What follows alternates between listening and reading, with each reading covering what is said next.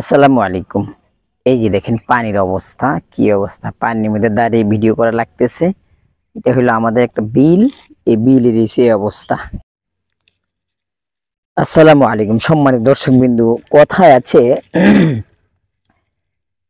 কৃষি বাঁচলে বাঁচবে কৃষক, আর কৃষক বাঁচলে বাঁচবে দেশ। কৃষিতে স্বনির্ভর হবে বাংলাদেশ। এই যে দেখেন এটা একটা বিল, এটা হলো ভোলা জেলার চরপেশন উপজেলার কলমি ইউনিয়নের একটা বিলের আমি দাঁড়িয়ে এখন ভিডিও করছি। যে বিলে এখন আসলে কৃষকের ফসল ভর্তি থাকার কথা ছিল, কিন্তু সেখানে এখন পানি ভর্তি। কারণ হলো এই বিলের পানিগুলো নামার জন্য কোনো ব্যবস্থা নেই।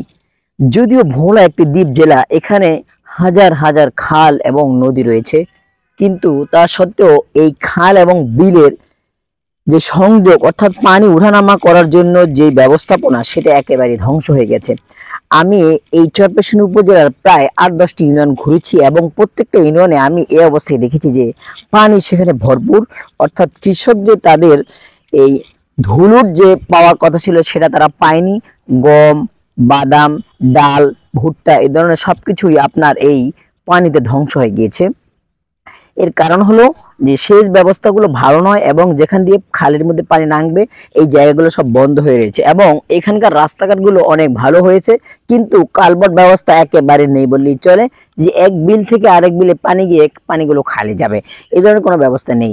তাই আমি এই অত্র এলাকার পানি উন্নয়ন বোর্ডের কর্মকর্তা এবং কৃষি কর্মকর্তা যারা রয়েছেন তাদের দৃষ্টি আকর্ষণ করছি যে আপনারা এই ব্যাপারে যথাযোগ্য এখনই কোনো একটা ব্যবস্থা গ্রহণ করুন, না হলে এদেশের কৃষকটা বাঁচবে না। এদেশের কৃষক না বাঁচলে এদেশের মানুষ বাঁচবে না, মানুষ না বাঁচলে দেশ দেখতে হবে।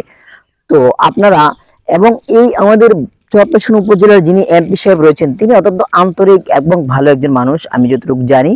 কারণ তিনি এদেশের রাস্তাঘাট অনেক উন্নত করেছেন, এদেশে অনেক কাজ কাম করেছেন। কিন্তু তিনি এই ব্যাপারে যদি একটু নজর দেন যে এখানে যে সমস্ত কালভার্ট গুলো রয়েছে এগুলো তিনি পরিষ্কার করে দেন, এবং যেখানে পানি নামার ব্যবস্থা রয়েছে সেখানে পানি নামার ব্যবস্থা করে দেন, এবং যে সমস্ত জায়গাগুলো বন্ধ করে ঘরবাড়ি বানিয়ে ফেলেছে সেই জায়গাগুলো উদ্ধার করে পুনরায় পানি সেচ নামার এবং ওঠার ব্যবস্থা করে দেন, তাহলে এদেশের কৃষক অনেক ভালো ফসল উৎপাদন করতে পারবে এবং এই দেশটা একটি স্বনির্ভর দেশ হবে। তো আজকের ভিডিও এই পর্যন্তই। যদি আপনাদের কাছে এই ধরনের কোনো ভিডিও থেকে থাকে যেখানে পানি ভরপুর বিলগুলো রয়েছে, সেই বিলগুলো আপনারাও বেশি বেশি ভিডিও আপলোড করুন, এবং আমাদের এমপি মহোদয় সহ আমাদের ভোলা জেলার পানি উন্নয়ন বোর্ডের কর্মকর্তা যারা রয়েছেন এবং কৃষি অফিসার যারা রয়েছেন তারা যেন এই ব্যাপারে যথেষ্ট দৃষ্টি দেন, তাহলে আশা করি একটা ভালো সুরা হবে এবং এদেশের কৃষি বাঁচবে, কৃষক বাঁচবে, বাঁচবে দেশ। আসসালামু আলাইকুম।